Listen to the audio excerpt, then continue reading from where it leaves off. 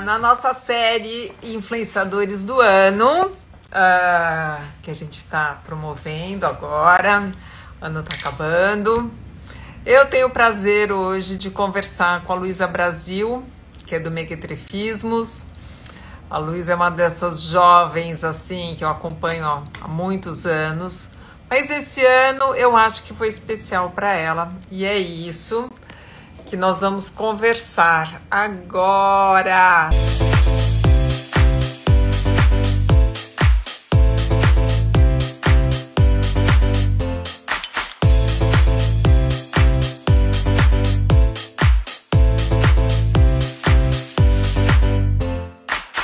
Tudo bom, querida? Tudo jóia, tudo na medida do possível, né? Com coragem e com saúde, que é o que esse ano pede, né? Mas não é, acho que assim, a gente vai sair desse ano valorizando coisas que a gente tinha esquecido, né? Como É. isso, saúde, coragem, né? Ai, com certeza, com muitos aprendizados, aprendendo a reverter a rota constantemente. Acho que é isso, Lilian. Não é? Luísa, deixa eu apresentar um pouquinho para minha turma que não te conhece, se é que não te conhecem, né?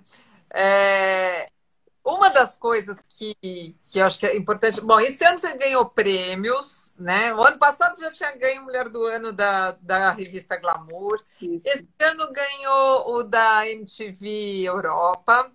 isso. Tá muito chique. Mas não é nada disso que me interessa. O que me interessa é o que você faz. E assim, Ah, eu já falei nessa série, gente, não quero saber de gente que tem milhões de seguidores, não é isso. Eu quero saber de gente que eu acho que foi relevante num ano tão atípico, né? Tão diferente do que a gente está acostumado. E você deve estar com cento e poucos mil seguidores, né? isso.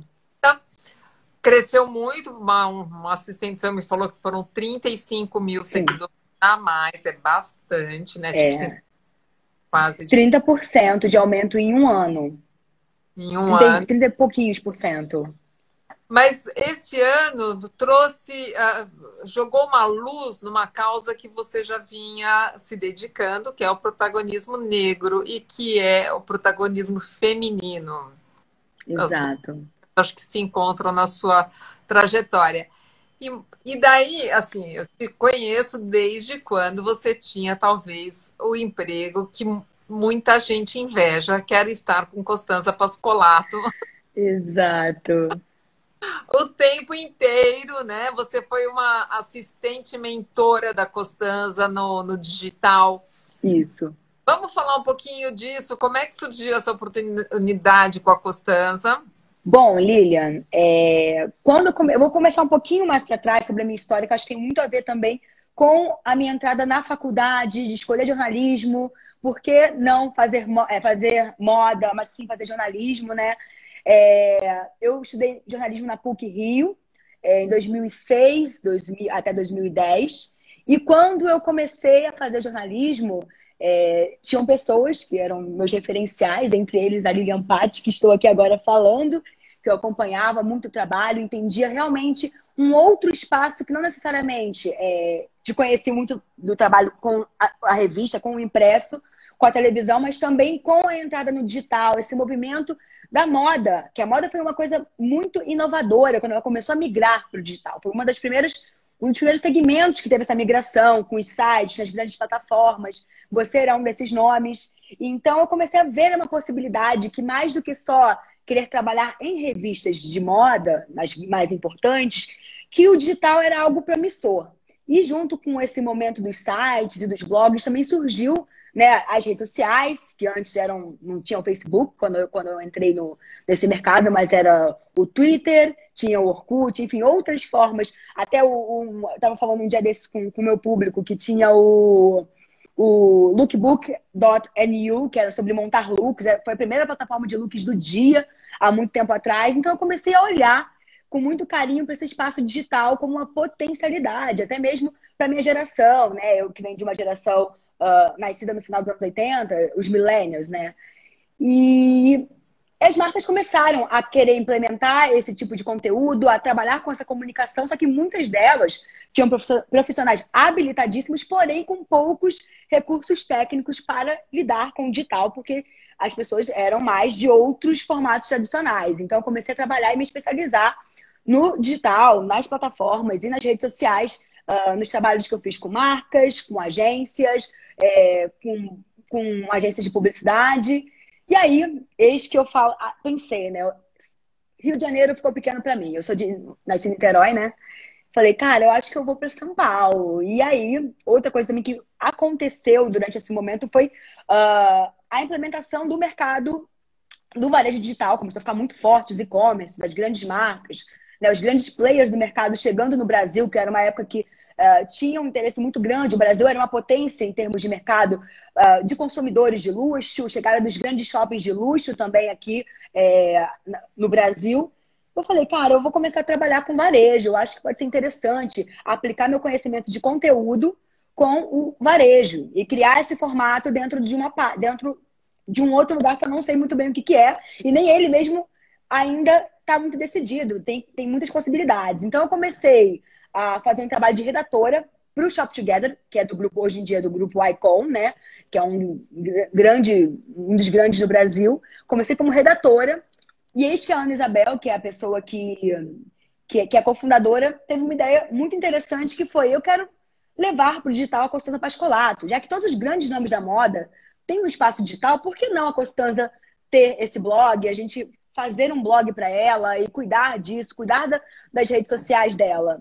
E aí, nisso, eu falei, gente, mas quem vai cuidar disso? Quem vai cuidar é, sei lá, alguma assistente que a Costanza já tenha, ou alguém que, de repente, seja de um veículo grande, né? Comecei a ficar naquela síndrome da impostora de que eu não era capaz. E aí, nisso, eu comecei a fazer o trabalho, comecei a assumir essa responsabilidade de botar esse site no ar, como atendimento mesmo, cuidando da parte mais técnica, interface com design, com assistente, com tecnologia. E eis que ela descobriu que eu era jornalista, e aí quando teve o lançamento do site dela, o Paulo Borges falou: Costanza, você quer cadastrar alguém, quer credenciar alguém para fazer a cobertura com você? Ela: eu quero a Lulu, que ela me chama de Lulu. Eu quero que a Lulu vá comigo. Eu falei assim, meu Deus do céu, como assim? Fazer uma cobertura de semana de moda com a Costanza? E aí foi o início de uma longa jornada de trabalho e cuidando do digital dela e ensinando a ela, fazendo assim, Instagram Costanza, Costanza Instagram, Costanza Facebook, Facebook Costanza, Instagram se posta assim, o formato de texto, né? E é engraçado que realmente ela foi um projeto muito interessante de troca, né? Eu ensinei muito desse espaço digital para ela, e ela me ensinou muito sobre muitas coisas de moda, né? E de um conhecimento que ela tem, que a gente sabe que é uma fonte inesgotável. Delicioso. Não, conviver Exato. é uma fonte mesmo de ideias e etc. Ô Lu, mas aí quando que você pensou assim, digamos, qual foi o momento que você, de jornalista, virou influenciadora? Ah, isso é muito bom. E eu adoro esse lugar de... Eu me sinto, né? Me vejo, me percebo como jornalista. E essa virada foi muito importante de acordo com as experiências que eu tive, sabe, Lilian? Botar o site da Constança no ar foi um grande desafio. Eu comecei a entender uma outra camada do digital. A vivência minha nas semanas de moda e acompanhar todo o mercado de moda no Brasil me trouxeram algumas reflexões, algumas provocações importantes, né? Porque eu era um dos poucos corpos pretos naqueles espaços. Eu E ia eu queria...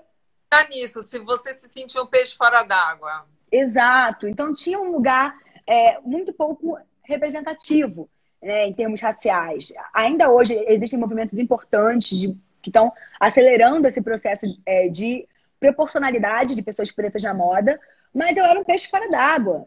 E eu era uma das únicas. E como, né, numa população que tem mais de 50% de pessoas pretas, pessoas negras, né, no caso, eu era uma das poucas que estava ali numa fila de um desfile ou num grande evento de moda, né? Era um corpo quase único. Eu reconheço as pessoas que também estavam ali junto, mas nós éramos muito solitários. Então, acho que veio disso, essa vontade de criar um conteúdo que trouxesse também, investigasse um pouco das origens da moda, do que é a origem da moda no Brasil, que realmente cruza com o que é a negritude, ou com os povos originários, com a cultura indígena também. Então, acho que a partir disso, desse meu olhar curioso, porque eu mesma comecei a me questionar, cara, quem são os designers pretos que estão produzindo no Brasil? Quem são esses modelos que estão aí há longas datas, estampando e representando o Brasil? Quem são os estilistas? Então, eu comecei uma pesquisa mesmo por esse lugar curioso jornalístico de apresentar esses fatos, esses conteúdos e essas pessoas. Então,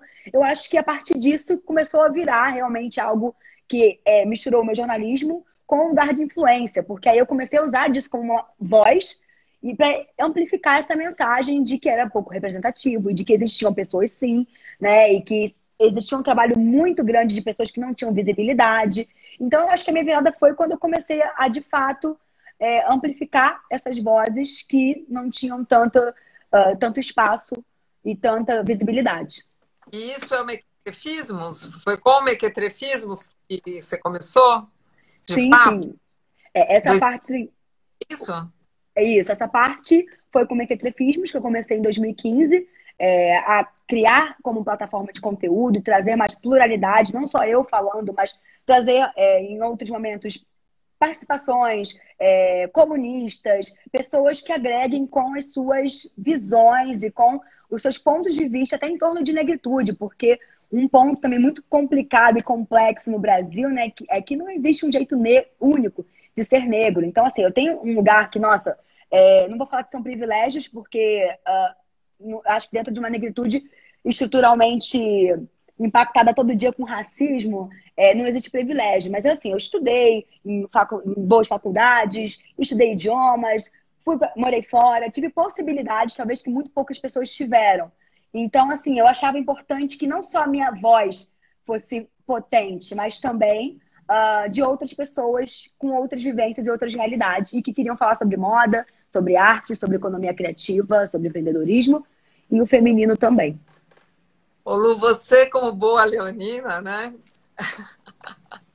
É muito solar e muito radiante e tal.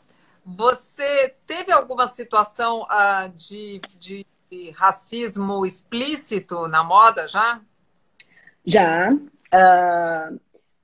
Já tive. Engraçado que não dentro da cadeia de moda nacional, esse racismo ele foi explícito. Foi dentro de uma experiência de compra que eu tive numa viagem com uma marca de luxo, no qual eu fui praticamente enxotada da loja, falando que não tinha o que eu queria, mas tinha o que eu queria.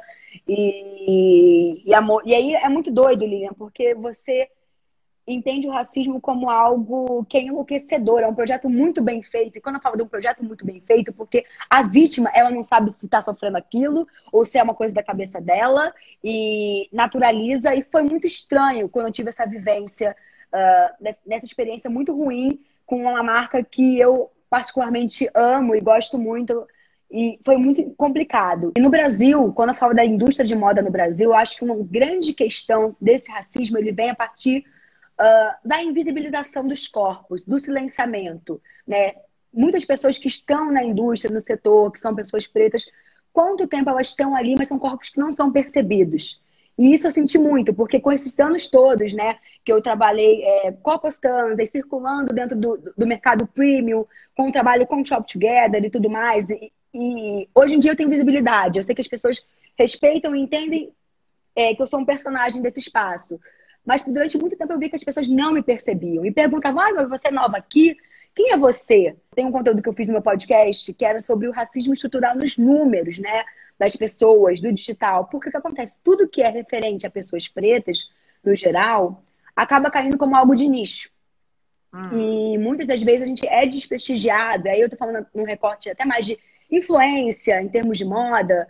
A gente é muito desprestigiado com números, com audiência, porque parece que só vamos falar sobre racismo ou nós só vamos falar sobre pautas raciais. E tem um dia que, de repente, a Luísa Brasil quer falar sobre joia, sobre luxo, sobre alguma viagem, alguma coisa assim.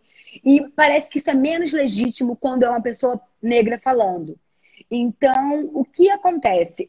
O lado otimista, né, dessa luz que o Black Lives Matter ou do Vidas Pretas importam, ele tem, é que mais do que só sermos os corpos que estão ali no debate, que estão ali na linha de frente para combater o racismo trouxe muito esse lugar do que é o antirracismo, que é uma luta que, no caso, não é só de corpos negros, né? É de toda uma sociedade. Então, toda a sociedade precisa ser ativa nessa desconstrução do que é o racismo, porque todo mundo se prejudica com isso. Então, eu acho que isso é o lugar otimista de conscientização, não só das pessoas pretas, que ao longo de algumas décadas têm se empoderado, nem sei se eu gosto muito dessa expressão atualmente, mas que tem trazido consciência, sabedoria em torno dos seus direitos, em torno das suas ocupações de espaço, em torno de representatividade, mas também tem um lugar ativo hoje em dia das pessoas não negras que precisam se educar, precisam entender que aquilo afeta diretamente a todos nós. Então, eu acho que realmente assim é uma perspectiva que o Brasil começou a vivenciar de um jeito mais direto, o que é esse antirracismo. E está cada vez mais consciente mesmo, né? Da necessidade de informação, da necessidade do consumo também, desse consumo não ser só de pessoas brancas, mas de consumir marcas de pessoas pretas, de ter inclusão dentro dos espaços de moda, dentro dos espaços, inclusive, também do mercado digital, do marketing de influência, né? Tem algumas iniciativas interessantes acontecendo, uma delas é do grupo do Facebook, que está capacitando 600 jovens de origem preta para estudar market science, para estudar marketing digital. Então, assim, eu acho que estão tendo movimentos muito legítimos para transformar mesmo a sociedade como um todo. Porque acho que essa consciência, assim, veio, tipo, não é possível, né? Não ter essa consciência. Eu acho que esse vai ser um dos pontos positivos que a gente vai terminar o ano, né? Num ano tão intenso, enfim. E aí, Lu, você, esse ano, eu acho que você, não sei se é impressão minha, tá? Mas eu acho que você ampliou muito a tua atuação. Conta, o que mudou, o que você passou a fazer?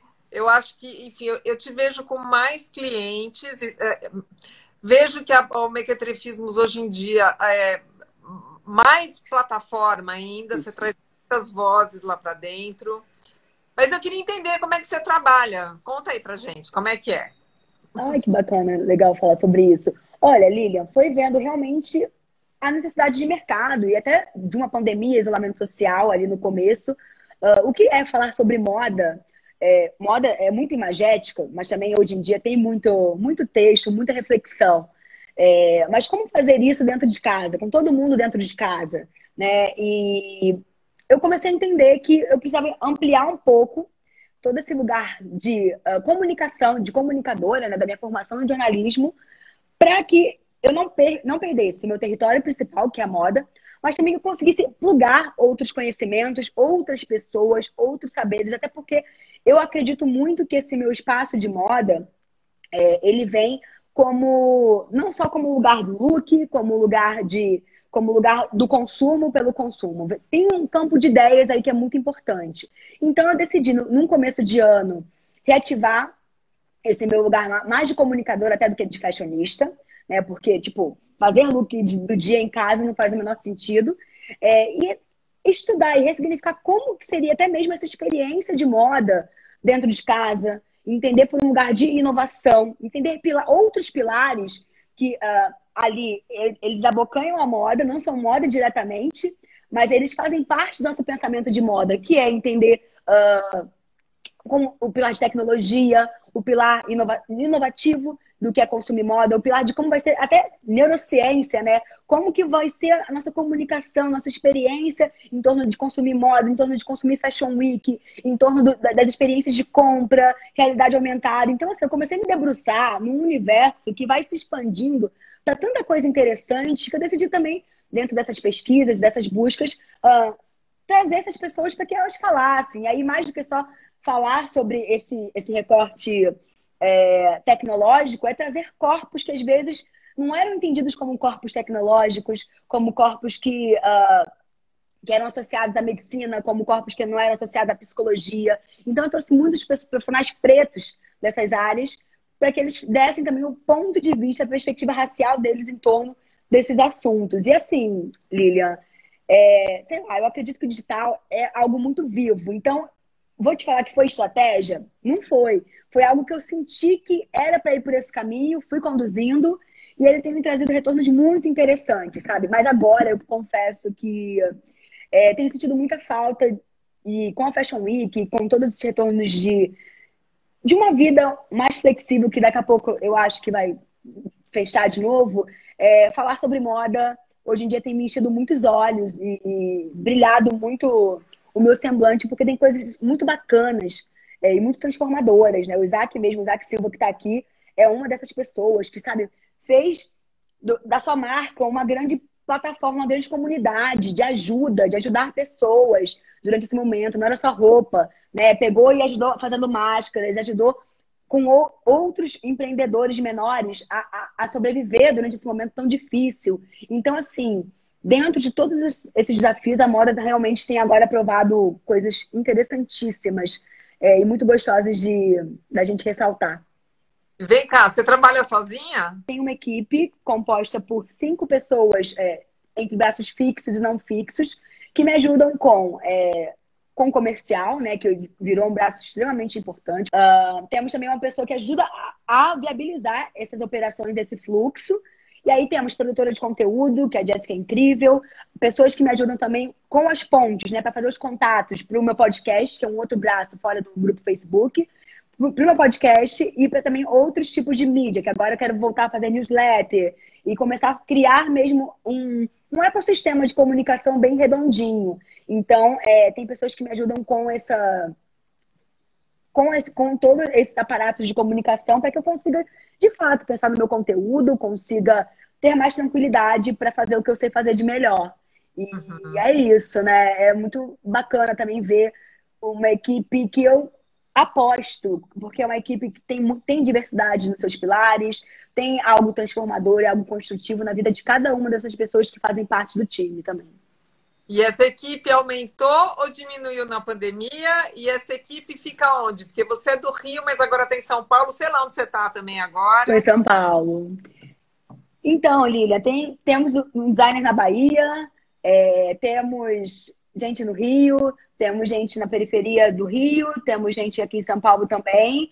E o digital, né, todo esse distanciamento, que é uma coisa muito complicada, óbvio, não vou romantizar isso, mas pelo menos nos ensinou uma dinâmica de trabalho que eu confesso que eu não sabia que seria possível dentro de uma outra circunstância. Então, assim, eu tenho muita felicidade de contratar pessoas de outros estados. Eventualmente, a gente chama também o freela, que é do norte do país, para fazer trabalhos de edição de vídeo, né? E trazer toda essa costura que é o Brasil, né? Que é tão grande, tão plural, e cada um com seu ponto de vista, sua beleza, sua bagagem, seu conhecimento. Eu acho isso sensacional. Teve, por exemplo, no São Paulo Fashion Week, essa nova regra de 50% dos modelos negros e indígenas e asiáticos. Mas daí você vê o line-up, como é pouco, não, ô Luiz? Exato. Olha, eu fiz um post para o site que eu até pedi, né, para pessoas negras indicarem estilistas negros. Falei, gente, como ainda é um pedacinho de nada. Assim, eu mesma fiquei muito chocada, sabe? Sim. E Lilian, quando eu penso nesse lugar representativo, né, são conversas que volta e meia eu tenho com pessoas talvez de estruturas, né, desde uma Palma, que é de uma Vogue, desde o Paulo, que é do São Paulo Fashion Week. Você faz um trabalho incrível enquanto imprensa, enquanto jornalista, de levantar esses nomes e trazer essa história para mais gente, com mais visibilidade. Mas é o que eu falo, né, com todos eles, que assim, mais do que colocar no line-up, eu acho que o que o Brasil falta é algo como o CFDA ou como o British Council, porque a gente precisa se estruturar para lapidar esses talentos. Eles não vão vir prontos, sabe? As pessoas, muitos deles, né, que são extremamente talentosos e sensíveis, não tem nenhum CNPJ, então a gente precisa da estrutoria, a gente precisa ter algo nesse Brasil que ajude a consolidar essa identidade de moda nacional, porque são muitas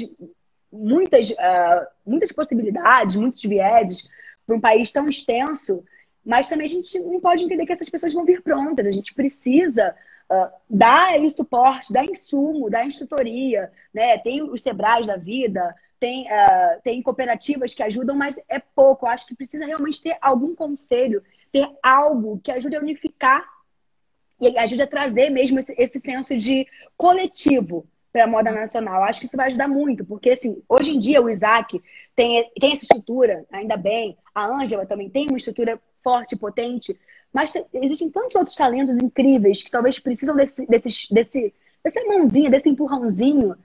E isso que você falou desses projetos, tanto da London Fashion Week quanto da Semana de Moda Uhum. de Nova York, que criaram fundos para isso, Exato. né? O fundo é a mentoria, né? O pacote. É fundamental, mas senão a gente não vai andar para frente, né? Exato. Vai nascer, essas pessoas não vão nascer do nada, não vão. Elas precisam realmente de um suporte maior. Eu concordo total com você. Tomara que a gente plante essa semente aqui com bastante Com força. certeza. Vamos fazer isso acontecer. Lilian Patti, você é poderosa, hein? Eu sei que você pode ajudar a construir esse lugar. Ô Lu, e daí é o seguinte, no meio do ano, daí o Giovanni Bianco te chama para fazer aquele projeto Nós, Uhum. Novos Olhares Sensíveis. Isso. Explica esse projeto, como é que foi, faz um balanço. Tá. Quando surgiu, né, todo esse movimento do Nós, quando eu falei com o Giovanni, a gente conversou, foi uma... Oi? Explica um pouquinho quem é o Giovanni, ou quer que eu Tá. explique? Não, não. O Giovanni Bianco, ele é diretor de arte, consagradíssimo, gente, assinou já campanhas para Madonna, Anitta, Fenty Beauty, Kim Kardashian, diretor da Vogue Itália, Lilian, me corrija se eu estiver errada, mas Já foi. já foi diretor da Vogue Itália, enfim. É um nome brasileiro com uma projeção global, internacional, muito grande, um dos principais, talvez, do nosso tempo. E quando ele me chamou, foi quando a gente conversou, já era uma conversa antiga nossa, sobre essa necessidade de potencializar esse olhar do que está acontecendo no Brasil, em termos de identidade, em termos de estética.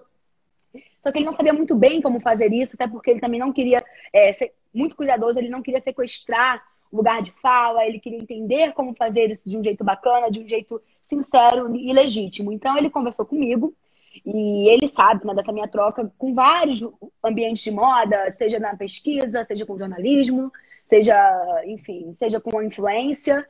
E ele me chamou para ser essa pesquisadora, para levantar nomes do setor da indústria, né? A gente enumerou alguns pontos. A gente não quis trazer o lugar dos estilistas num primeiro momento, porque a gente sabe que já é uma pesquisa mais bem, não digo que mais bem pulverizada, mas só que existe uma divulgação um pouco maior. A gente queria realmente os bastidores, o backstage. Quem são os diretores de arte? Quem são os fotógrafos? Quem são os profissionais que assinam beleza? Quem são os cenógrafos, né? Então a gente começou com esses 4 pilares de levantamento de nomes. E aí a gente pesquisou, eu fiz essa pesquisa junto com o Giovanni e a equipe, trouxemos os nomes mais relevantes, os nomes que, de fato, se a gente falasse assim, uma marca deseja fechar com essas pessoas, elas têm essa estrutura, porque era um momento em que a gente não conseguiria ser provedor de uma estrutura muito maior do que só pesquisa e articulação. A gente conseguia fazer uma articulação com esses nomes a partir da plataforma do Giovanni, né? Enquanto a visibilidade que ele tinha de uma Madonna tá lá, de uma Rihanna enxergar, e de marcas internacionais bacanas verem esses talentos. Então a gente pegou os nomes que estavam mais prontos desse mercado e trouxemos e fizemos essa curadoria. Então, Nós, né, que são Novos Olhares Sensíveis, eu falei com o Giovanni da importância de ter um nome que era brasileiro, um nome que fosse algo de coletivo, algo que tivesse a ver com olhar também e algo que tivesse a ver com laços e elos. Então, daí eu comecei a bolar o nós. Eu falei, cara, Giovanni, nós, porque nós é a primeira pessoa do plural, nós tem a ver com elos, com amarrações. E é um projeto que, assim, eu fiquei muito feliz com o resultado da pesquisa, com o resultado da visibilidade que alguns criadores tiveram. Eu acho que, como todo projeto inicial, existem os imprevistos, os problemas de que a gente vai aprendendo no meio do caminho como resolver e em que momento a gente vai resolver ou ativar e desativar, mas eu realmente fico muito feliz de saber que muitos nomes brasileiros que talvez tivessem tido muito pouca visibilidade de mercado conseguiram atingir patamares e conseguiram ter relevância internacional. Olha, o nome é maravilhoso, a imagem é linda, é muito bacana. Agora, é o que você falou, eu queria que você contasse resultados positivos. Uhum. O episódio que ficou muito polêmico, não sei se negativo, Uhum. Arne, acho que conta um pouquinho o que você acha que deu certo, o que aconteceu no episódio da Marne. Bom, também não posso falar muito sobre um lado desse episódio que não é da minha parte. Eu fiz a parte da pesquisa de moda, que foi extremamente positiva, né? Junto com a equipe do Giovanni, junto com o próprio Giovanni, que muito cuidadosamente a gente nomeou quem ia estar online, quem ia ser visto, quem ia ser percebido, até que a Marne fez esse contato com a equipe do próprio Giovanni, né, para fazer essa intermediação de trabalho. Isso eu já não sei como funciona essa questão de viabilização do trabalho, de agenciamento de trabalho, porque eu estava realmente no front da pesquisa, né? E o que acontece? Quando tudo isso aconteceu, né, da questão da foto ser usada de um jeito que não era a versão final do digital, e aí tem a questão do recebimento, do valor, do acordado em contrato, nada disso foi algo que eu tive ciência durante esse processo, porque eu fiquei extremamente feliz quando eu soube que a Marne tinha fechado com o Edgar por conta dessa visibilidade que o projeto teve, né? Mas ao mesmo tempo também muito frustrada, e até tive uma conversa com o Giovanni muito aberta, e foi muito ele estava muito preocupado com o que estava acontecendo mesmo e com os aprendizados de tudo isso. Ele sentou, me escutou e eu falei assim, Giovanni, eu acho que agora um ponto desse trabalho tão bonito, tão forte, que eu acho que realmente tem tudo para elevar e trazer um olhar brasileiro, latino, que é a nossa ambição, porque eu acho que é um projeto que não acabou, né? Mas eu acho que a gente tem um ponto importante agora a se pensar, que é a empregabilidade. Né? Mais do que só dar a luz para esses nomes, precisamos pensar sim em empregabilidade, precisamos ver como tudo isso funciona, porque não adianta a gente colocar, dar essa luz toda para um projeto, e aí essas pessoas estão sendo mal remuneradas, ou acontece esse tipo de falta de cuidado com o trabalho do outro. Esse trabalho precisa ser melhor acompanhado e com mais critério. Então, o que a gente fez? Né? A gente conversando, decidimos que um passo seria importante que a gente refletisse acoplar uma empresa ou algum profissional que pensasse, né, o lugar de instrutoria para justamente ter essa formação em termos de negociação, em termos de business, mais do que continuar com o projeto agora. Então, assim, a gente pausou durante um momento, né, a gente está pausado, e aí o Giovanni fez contato, ativou contatos dentro de institutos e até de empresas que eu articulei ali e fiz esse contato. E agora é isso, a gente entender o lugar de business para que seja igualitário, justo e dentro de uma moeda de troca que precisa acontecer, porque senão a gente vai acabar perpetuando, mais uma vez, toda a questão racista de pagar menos profissionais latinos, brasileiros, racializados. E não é a intenção do projeto. O podcast, como é que é o podcast? O que você trata no podcast? Quais são as séries? Bom, o Hora da Brasil também é um projeto que eu tenho muito amor, muito carinho. Eu sempre gosto de falar que Hora da Brasil são temas relevantes com narrativas transformadoras. Então, assim, é o meu lugar mais jornalista, que eu neurocientista, com oftalmologista, conversei com a Constanze, a Lilia participou, foi muito legal a participação da Lilia nesse podcast. Converso com nomes de um mercado variado e, na maioria dessas vezes, a proporcionalidade. O que é a proporcionalidade, para quem não sabe?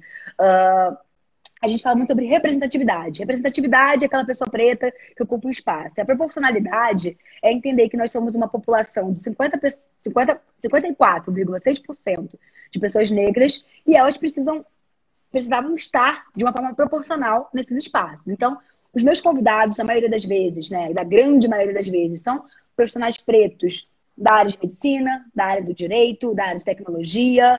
A gente já conversou sobre ciência e inovação, foi muito incrível. A gente já conversou sobre comunicação, jornalismo, conversamos sobre realmente pautas da sociedade, mas o que é mais bacana são os convidados, são experts nas suas áreas e são pessoas pretas que não necessariamente falam sobre só racismo ou debate racial, mas esse recorte é importante para a gente entender uma outra perspectiva desses profissionais no mercado de trabalho. Qual você acha que é a tendência desse mercado de influência, de influenciadores? Como é que você vê o futuro aí? Lília, eu acredito cada vez menos em publi e mais em projetos, né? E aí, quando eu falo do projeto, por quê? Eu gosto muito de falar que ser influenciador não é uma profissão, né? É uma consequência de um trabalho, é de uma construção. Eu não estou aqui e influencio porque eu decidi botar um dia bons looks e, sei lá, e acabou, né?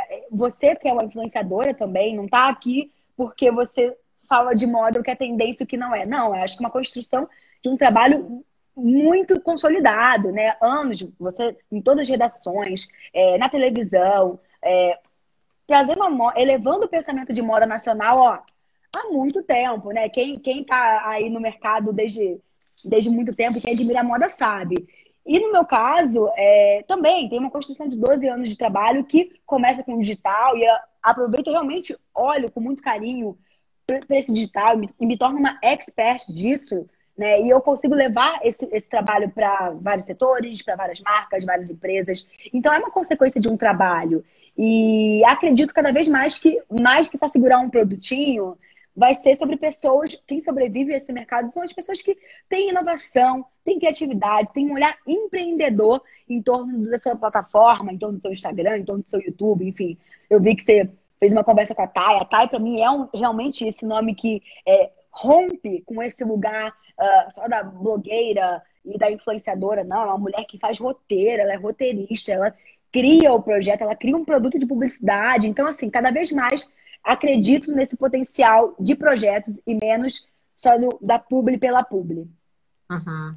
E por que você acha que eu te escolhi? Por que você está aqui hoje? Faz uma autoanálise. Que bom isso, hein, Lilian? Que difícil também. Bom, eu acredito que eu esteja aqui porque talvez tenha esse lugar de uma construção com moda, né? Que eu sou uma contemporânea sua, que admiro o seu trabalho de longa data, então acho que tem a ver com a linguagem de moda com o digital, né? Da comunicadora de moda com o digital. E tem a ver também com a perspectiva racial, né? Que é importante a gente entender que no Brasil, durante muito tempo, algumas falas e algumas pessoas foram mais silenciadas do que outras em termos de conteúdo, em termos de conhecimento. E assim, tem muita gente com muito talento e que talvez nunca teve a oportunidade de ter a sua voz sendo escutada por aí. Então, não sei, Lilian, são coisas que eu penso quando a gente fala sobre isso e o fato de eu estar aqui. Eu acho que, para mim, além de tudo isso que você falou, é assim, que eu acho que você realmente transcendeu muito, entendeu? Da moda para se firmar como uma comunicadora de moda ou de qualquer coisa. Isso que eu acho que, para mim, foi muito marcante em relação à tua trajetória aí esse ano. Luísa, mas você não sente que também isso é um novo medidor? Porque no começo estava todo mundo interessado na idade, né? Ah, fulano, agora está com 500 mil, 600 mil, 1 milhão, 2 milhões, enfim. Esse mercado reviu um pouquinho essas métricas, você não acha? Com certeza. Teve que rever, Lilian, porque é muito relativo, né? E eu fiz um trabalho durante um tempo como head de influência numa agência e as pessoas precisam entender que existem perfis de influência diferentes para os objetivos. Aí eu estou falando até em termos de marca, em termos de consumo publicitário. Principalmente que é quando as pessoas olhavam muito esse número e falavam, ai, mas é pouco seguidor, ou ai, nossa, não, é caro, essa pessoa é cara. Mas existem formas diferentes de você fazer o seu conteúdo, como ele vai chegar, o jeito que ele vai chegar, os formatos que você cria. Então, tudo isso é o que constrói a sua base, é o que constrói a sua relevância, é o que constrói o seu lugar de qualificação dentro desse mercado. Eu não sou uma das pessoas com maior número de seguidores, talvez, do segmento, mas eu sei desse lugar qualificado que a minha audiência tem, da relevância de quando eu falo de algum produto e que, de fato, eu aposto nele, e eu realmente faço uma pesquisa muito meticulosa em torno do que eu vou anunciar, em torno do que eu vou publicizar dentro da minha rede. Então, eu acho que as pessoas realmente levam isso em consideração. E cada vez mais eu tenho ficado tranquila em relação a esses números, Lilian.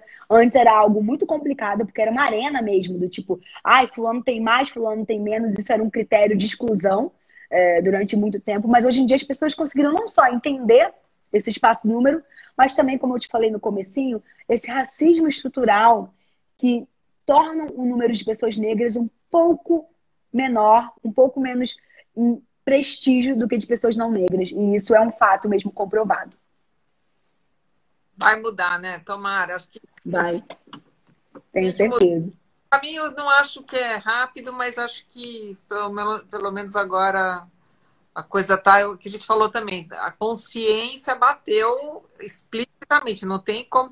Eu falo o seguinte, tem o benefício da ignorância, que nesse caso nem é o benefício da ignorância, mas enfim, mas enquanto você não se dá conta, às vezes você faz as coisas no piloto automático sem questionar, sem refletir. E a partir do momento que isso vem à luz no sentido de que você toma consciência, não tem como, né, Luísa? Exato. E acho que assim, Lilian, são passos curtos e muito concretos que a gente tem dado agora, sabe? Porque é sobre não só a representatividade da capa, da capa da revista ou da blogueira. A gente está agora ocupando espaços de referência. A gente está ali ocupando lideranças, as editorias de moda, as editorias de beleza.